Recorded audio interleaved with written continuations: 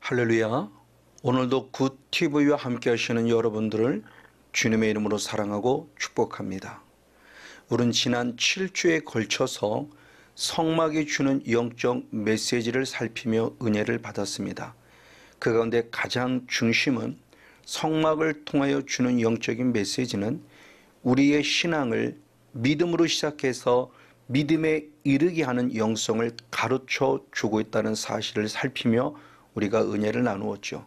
이걸 잘 정리한 자가 사도 바울이니 로마서 1장 17절 말씀에 복음에는 하나님의 의가 나타나서 믿음으로 믿음에 이르게 하나니 기록된 바 오직 의인은 믿음으로 말미암아 살리라 함과 같으니라 라는 사실을 통해서 성막으로 말미암아 우리의 신앙이 구원의 문으로 들어갔으면 반드시 지성소에까지 이르는 신앙, 그래서 믿음으로 시작해서 믿음에 이르는 신앙의 영적인 구원의 여정을 가르쳐 주고 있다는 사실을 살피며 우리가 한번 은혜를 나누었죠.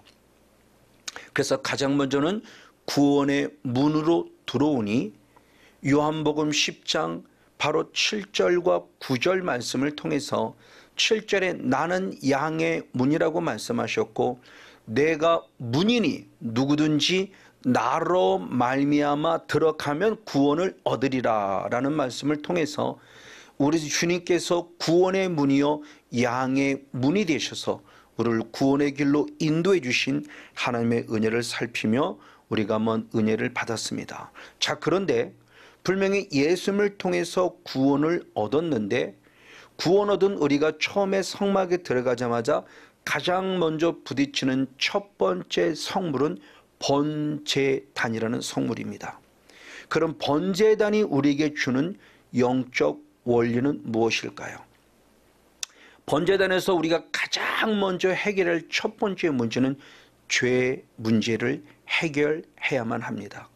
그래서 예수님께서도 이 땅에 오셔서 마가복음 1장 15절에 말씀하시기를 때가 찼고 하나님 나라가 가까웠으니 회개하고 복음을 믿으라고 말씀하시며 예수님을 나의 구원자로 믿는 우리들 속에 하나님의 나라를 바라보는 이 신앙의 첫 번째 스타트가 회개임을 가르쳐 주고 있는 것이죠. 맞습니다. 그럼 우리들은 중요하죠. 그럼 과연 어떻게 하여야 회개가 될 수 있는가? 어떻게 회개를 해야 정말 진정한 죄사함을 심리 있고 하나님의 나라에 당당히 들어갈 수 있는가라고는 부분입니다. 우리가 일반 신약 성경을 들어보면 그냥 잘못했습니다. 그러면 우리의 모든 죄를 사함받는 것으로 가르침을 받았습니다. 물론 틀린 건 아닙니다. 그러나 조금 더 성경적인 근원 안에서 구체적으로 살펴보면 바로 성막이라는 번제단의 사건을 통해서 우리들에게 회개의 과정을 아주 자세하게 잘 가르쳐 주고 있다고 하는 것이죠.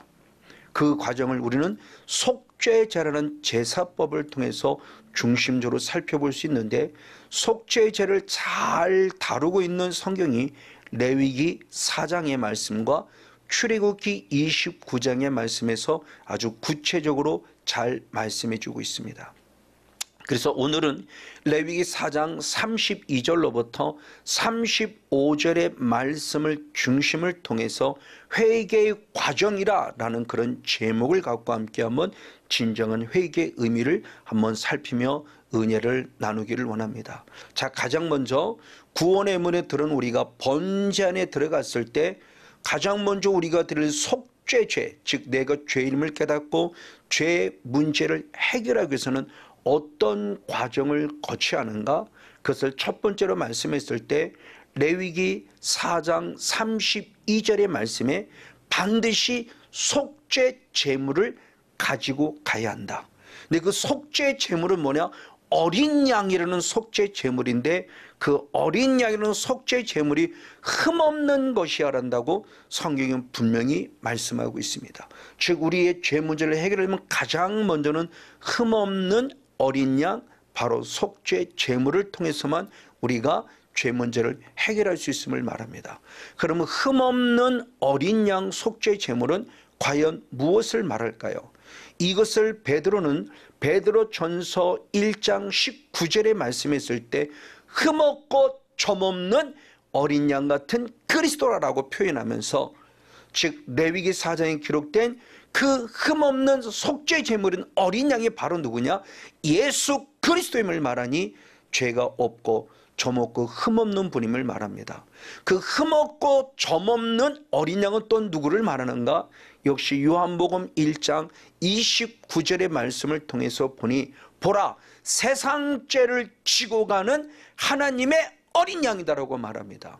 맞습니다. 그 흠없고 점없는 어린 양이신 예수 그리스도가 우리의 죄를 지고 구원의 길을 걸어가시는 분임을 말하고 있으니, 우리의 죄 문제의 유일한 해결점을 주시는 분은 바로 예수 그리스도임을 말씀해 주고 있습니다. 그것을 어떻게 할 수 있는가? 마태복음 1장 21절 말씀에 하나님께서 아들을 낳을 때 그 이름을 예수라 하라 라고 말하며 예수의 이름을 주시면서 그 예수의 이름값이 무엇인가를 말했으니 세상의 죄로부터 우리를 구원할 자다라고 말하며 예수의 이름값 자체가 우리를 죄로부터 구원하실 자, 즉 세상 죄를 지고 가는 점없고 흠없는 어린 양이심을 예수님이 어린 양이심을 말씀하고 있죠. 자, 그러면 예수님을 이제 어린 양을 끌고 번제단 앞에 왔으면 그로 끝나느냐? 아닙니다. 두 번째 과정이 있습니다. 다시 한번 레위기 4장 33절의 상반절의 말씀을 통해서 보면 그 속죄제 희생의 머리에 안수하라라고 말합니다. 자, 어린 양을 데려왔습니다. 그리고 그 어린 양에게 죄 문제를 해결하려면 안수하라고 표현합니다. 안수하라고 하는 것이 무엇일까요? 그걸 조금 더 구체적으로 레위기 16장 21절 말씀에서는 속죄 제물의 머리에 안수한다는 것은 내가 범한 죄, 백성이 범한 죄, 그래서 이스라엘 자손의 모든 불의와 그 범한 모든 죄를 고하고 그랬습니다. 그걸 새 번역 성경에서는 그 고하고를 자백했다라고 표현하고 있습니다. 그리고 그 죄를 염소의 머리에 두었다라고 표현합니다. 자, 염소의 머리에 두었다라고는 이 말을 현대어 성경에서는 그 염소에게 뒤집어 씌웠다라는 것으로 또한 해석을 하기도 합니다. 즉 안수한다는 것은 무엇을 말하느냐? 내가 범한 죄를 어린 양의 머리에 손을 얹고 내가 회개, 즉 자백해서 그의 머리에 내가 범한 죄를 다 전이시킨다, 뒤집어 씌운다는 것이죠. 그래서 예수님께서도 말씀하시기를 요한 1서 1장 9절의 말씀에 너희가 만일 나의 죄를 자백하면 우리의 죄를 사하여 주시고 모든 불의의 수를 깨끗게 하실 것이라고 말하며, 진정한 우리의 죄삼의 은혜가 바로 자백, 어린 양의 머리에 안수하는 사건을 통해서 내 죄를 숨김없이 그대로 아뢰는 자백을 우리에게 요구하고 있음을 가르쳐 주고 있습니다. 맞습니다. 예수님에게는 정말 죄송스럽고 죄송스럽지만 하나님께서 우리의 죄를 사하는 영적 원리의 방법을 그렇게 정해 주신 것입니다. 그래서 사도 바울도 고린도후서 5장 21절의 말씀에 보면 죄를 알지도 못하신 예수 그리스도를 우리를 대신해서 죄로 삼으셨다라고 말하며 상반절에 말할 때 아무런 죄가 없으신 예수님, 흠없고 점이 없으신 예수님에게 우리를 대신해서 죄를 삼았다는데 그 죄를 삼았다는 그 원어가 새 번역 성경에서는 죄를 뒤집어 씌웠다라고 이렇게 해석을 합니다. 즉 우리의 죄를 예수님의 머리에 안수하듯이 우리의 죄를, 자백을 통해서 우리의 죄를 예수님께 전이시키는 거죠. 나는 죄인입니다. 예수님은 거룩한 의인입니다. 근데 죄인인 내가 예수님께 죄를 뒤집어 씌워줘. 자백을 통해서. 이게 안수라는 의미를 가지고 있죠. 그럼 그때 어떤 일이 벌어지는가? 다시 한번 고린도후서 5장 21절 하반절 전반전 모든 말씀을 살펴보면 하나님께서 우리 죄를 알지도 못하신 자로, 하나님이 죄를 알지도 못하신 자로 우리를 대신해서 죄를 삼으신 것은 이제는 우리로 하여금 저희 안에서 하나님의 의가 되게 하시었습니다. 아멘. 할렐루야. 이건 뭐를 말하느냐? 성건용 목사의 죄를 예수님께 뒤집어 씌우면 예수님의 거룩한 의가 내 안에 들어와 나를 의인으로 만들어 줬음을 말하고 있는 겁니다. 맞습니다. 이게 바로 자백의 영적 은혜이죠. 그럼 자백으로 끝나냐? 아닙니다. 세 번째로서는 다시 레위기 4장 33절 중반절부터 하반절까지 말씀을 보면 번제의 희생을 잡는 것도 잡아 속죄제를 삼으라 말하며 잡으라고 말합니다. 즉 희생양을, 어린 양을 잡으라는 거죠. 죄를 전이시켰으니까. 그 잡는다고 하는 것은 결국 뭐냐? 예수님이 나의 죄를 뒤집어쓰고 십자가에서 죽으신 것을 말하죠. 그래서 고린도전서 15장 3절 말씀에 보면 예수님은 성경대로 우리들의 죄를 위하여 십자가에서 죽으셨다고 말씀하고 있습니다. 그런데 또한 마지막 레위기 4장 34절의 말씀을 보면은 예수님이 단순히 죽으셨다므로 끝남이 아니라 반드시 죽으신 이유가 있으니 뭐냐? 피를 흘리심이라는 겁니다. 그래서 레위기 4장 33절의 말씀에 희생의 피를 손가락으로 찍어서 번제단 뿔에 바르고 그 피를 전부를 다 번제단 밑에 쏟았다고 표현하며 예수님이 죽으심으로 끝나면 반드시 피 뿌림의 은혜가 있음을 우리에게 알려주고 있죠. 더구나 예수 그리스도의 피는 예수를 믿는 우리는 절대적 은혜의 능력입니다. 다시 말해서 우리 예수를 믿는 우리들에게 피가 없다면 우리의 신앙은 거짓이 될 수 있다는 거죠. 그래서 레위기 17장 11절 말씀에도 생명이 피에 있다고 말하며 그 피를 통해서 우리의 죄가 속한다, 죄삼을 받는다고 표현하고 있습니다. 이 똑같은 말씀을 히브리서 기자 역시 말씀했으니 히브리서 9장 22절의 말씀에 피 흘림이 없은 즉 죄사함이 없느니라고 표현하며 반드시 피 뿌림이 있어야만 우리가 죄를 사함받는 은혜임을 가르쳐 주고 있지요. 이걸 이루신 분이 누구냐? 예수님입니다. 그래서 마태복음 26장 28절 말씀에서는 예수님이 많은 사람을 위하여 흘리신 피, 그 피는 언약의 피입니다. 어떤 언약의 피냐? 모든 사람들의 죄를 사하겠다는 언약의 피 흘리심입니다. 너무너무 중요한 은혜이죠. 그래서 예수님을 나의 구원자라면 우리는 반드시 예수의 피가 있어야 됩니다. 그 피가 어떤 효능을 가지고 있느냐? 요한일서 1장 7절의 말씀에 보면 예수의 피가 우리를 모든 죄에서 깨끗게 하시니라고 말하며 예수의 피를 통한 구원의 은혜를 우리에게 분명히 가르쳐 주고 있죠.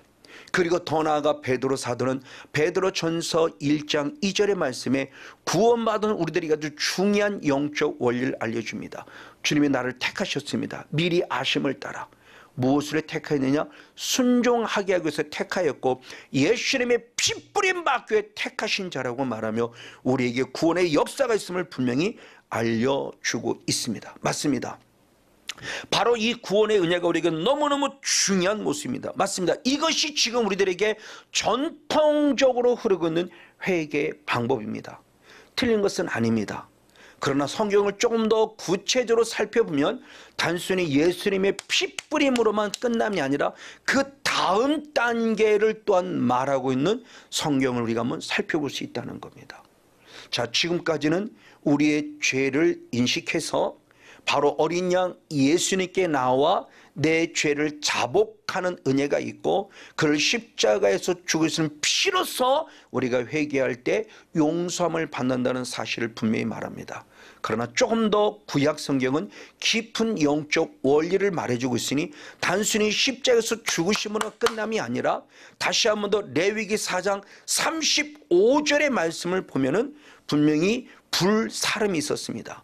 자, 지금까지는 피를 통해서 모든 죄를 사했다면 이제는 다시 한번 불을 통해서 무엇을 하느냐?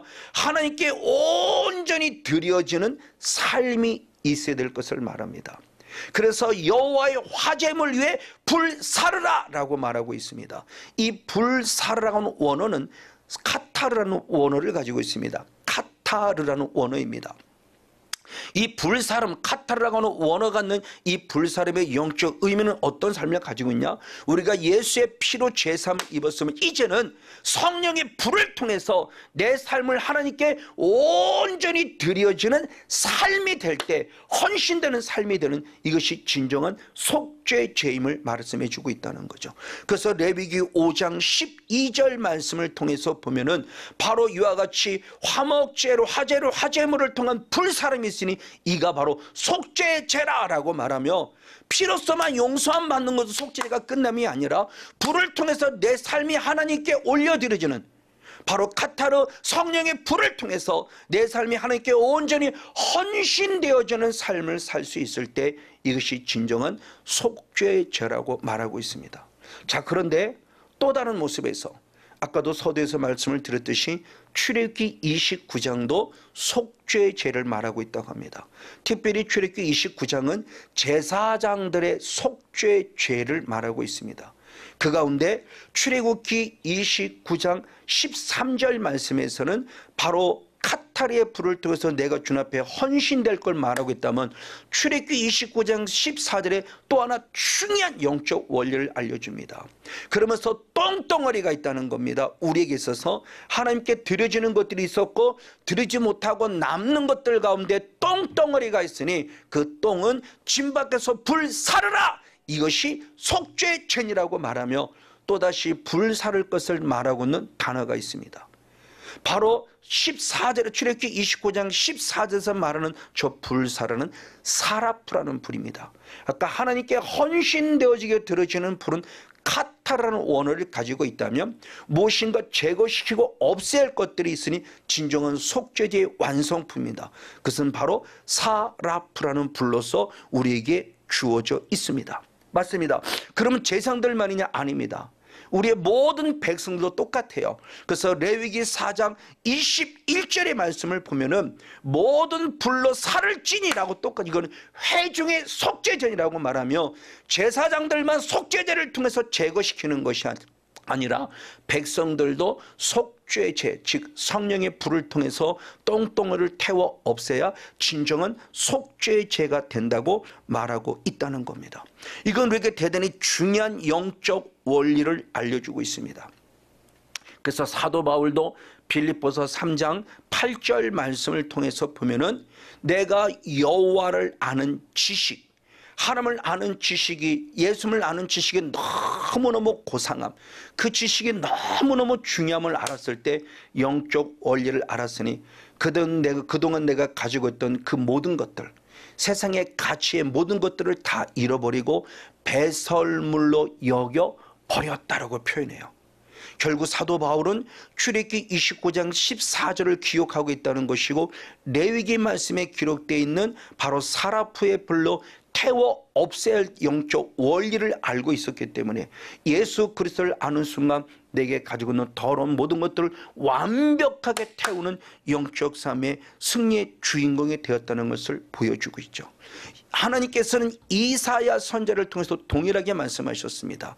그래서 이사야 1장 25절 26절에 말씀할 때 그는 내 안에 남아있는 찌꺼기, 그리고 내 안에 남아있는 아직도 혼잣물도, 혼합물들, 영적인 찌꺼기, 영적인 혼합물을 깨끗이 제하여 버릴 때 또 우리들의 존재를 처음과 같이 본래같이 회복할 것이라고 말했고, 그때 의의 성읍이라 신실한 성읍이라 인정받는다고 말하고 있습니다.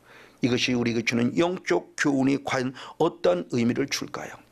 바로 이것이 마지막 영적 싸움의 영적 원리를 우리에게 가르쳐주죠. 즉 성령의 불을 통해서 예수님이 이 땅에 오신 목적을 보여주고 있는 겁니다. 그래서 성령이 우리에게 임할 때 있어서도 똑같은 모습이죠. 바로 카타르라고 하는 불을 통해서 우리에게 임할 때는 나를 통해서 하나님께 온전히 헌신케 하는 삶을 살게 합니다. 그래서 로마서 12장 1절 말씀을 보면 너희 몸을 하나님이 기뻐하는 거룩한 산 제사로 드리라, 이것이 너희들을 영적 예배라고 말하며 성령의 충만함을 받아서 내 삶이 하나님께 온전히 드리는 헌신자, 저 죄사함을 공급받고 하나님께 헌신자가 될 것을 말하고 있습니다. 그러나 성경은 또한 반면에 사라프의 불만, 카타르의 불만 말하고 있지 않는 것이 아니라 사라프의 불도 말하고 있다는 겁니다. 그럼 사라프라는 성령의 불은 무엇을 말하는가? 예수님이 이 땅에 오신 목적을 말하고 있으니 요한일서 3장 8절을 통해서 하나님의 아들이 이 땅에 나타난 것은 마귀의 일을 멸하려 하심이라 라고 말하며 예수님 이 땅에 마귀의 일을 멸하러 오셨다는 것을 분명히 보여주며 이것이 우리가 지금 살아갈 때 귀한 영적 싸움의 요소임을 분명히 말씀하고 있습니다. 이에 사도 바울도 에베소 4장 22절의 말씀에 육의 욕심을 따라 구습을 쫓는 옛사람을 벗어버리라 라고 표현합니다. 맞습니다. 이것이 내게 남아있는 마지막 죄성이에요. 이 옛사람을 끊임없이 벗어버리고 하나님의 형상을 따라 지음받은 새 사람을 입어야만 합니다. 그럼 옛사람은 과연 무엇이냐는 거죠. 그걸 에베소 2장 3절에 말씀할 때 바로 내 존재의 모습을 얘기할 때 본질상 진노의 자식의 죄성임을 말하고 있습니다. 그 진노의 본질상 진노의 자식의 죄성은 무엇이냐? 육체의 욕심을 따라 지내며 육체와 마음에 원하는 것을 한다라고 표현하고 있습니다. 내 안에 본질상 진노의 자식의 죄성은 끊임없이 지금도 육체를 따라가게 만들고 그리고 끊임없이 죄 속에 빠지게 만드는 모습, 이걸 빨리 제거시켜야 한다. 그럼 이 모든 것들을 과연 어떻게 제거시킬 수 있을까요? 내 힘으로는 도저히 제거시킬 수 없습니다. 바로 주님께서도 우리에게 친히 영적 싸움의 원리를 알려주셨으니 마태복음 12장 28절의 말씀에 하나님의 성령을 힘입어 귀신을 쫓아내면 하나님의 나라가 이미 너에게 임하였느니라고 말하면서 바로 성령을 힘입을 때만이 귀신을 쫓아낼 수 있다는 것을 영적 원리를 우리에게 알려주고 있는 것이죠. 맞아요. 그럼 이 성령을 힘입기 위해서는 나는 과연 무엇을 해야 하는가? 오늘 번제되는 영성의 간 핵심입니다. 사도행전 2장 38절의 말씀에 회개하라! 그리하면 죄사함을 얻을 것이고 그럴 때 성령을 선물로 힘입으리라고 분명히 말씀하고 있습니다. 맞습니다. 바로 회개할 때 죄사함 받는데 오늘 우리가 바라보는 번제단의 영성을 한번 기억해 보자는 겁니다. 그냥 막연히 잘못했습니다가 아니라 반드시 나는 흠없고 점없는 어린 양 예수님 앞에 무릎 꿇어야 되고 내가 죄인임을 인정한 철저한 자백의 기도가 있어야 되고 그리고 그 예수님이 십자가에 죽으셨을 뿐만 아니라 죽으시니 흘리신 예수의 피가 필요하다는 겁니다. 십자가에 죽은 사람이 많은 사람이 있습니다. 저주의 그릇이니까요. 그러나 피 흘린 자는 오직 예수님뿐입니다. 그 예수님의 피를 통해서 우리의 죄를 사하셨다고 말씀하고 있지요. 맞습니다. 그래서 저도 여러분 철저하게 회개. 그래서 저도 이 은혜를 인격적인 분을 만나기 있어서 4개월을 눈물 속에 회개케 하며 주님 앞에 늘 눈물을 흘리게 했습니다. 그 4개월의 은혜를 회개 가운데서 주님 앞에 나아가 늘 무릎 꿇었고 그 무릎 꿇은 이후 부족하자면 주에게 인격적인 성령이 임했습니다. 그래서 인격적인 성령이 임해서 그 성령을 통해서 주님을 닮아가고 내 안에 하나님의 나라가 이루어지는 은혜를 입었을 뿐만 아니라 그 하나님의 나라를 이루는 승리의 삶 가운데서도 마지막 결국은 영적 싸움을 싸우는 주인공이 되었으니 내 안에 끊임없이 지금도 죄라는 합법적인 통로를 타고는 어둠과 반드시 싸워 이겨서 지금 하나님의 나라를 누리고 있는 자가 되고 있죠. 이 시간 함께 하신 모든 분들에게 번제단의 거룩한 영성이 임할 때 반드시 예수님 앞에 죄 이름을 고백하며 주님의 피를 공급받고 죄사함의 은혜를 힘입을 뿐 아니라 이제는 약속된 성령을 충만히 받아서 그 성령을 통해서 주님을 인격적으로 닮아가는 은혜의 바늘에 설 뿐만 아니라 내 안에 내재되는 악한 영의 존재를 철저히 차단시키고 어둠의 걸 쫓아내므로 말미암아 반드시 성령의 거룩한 통치를 받아 하나님의 나라와 하나님의 의가 이루어지는 영광의 주인공, 영적 삶의 승리의 주인공 모두가 되어지기를 예수님의 이름으로 간절히 축복하고 축원을 드립니다.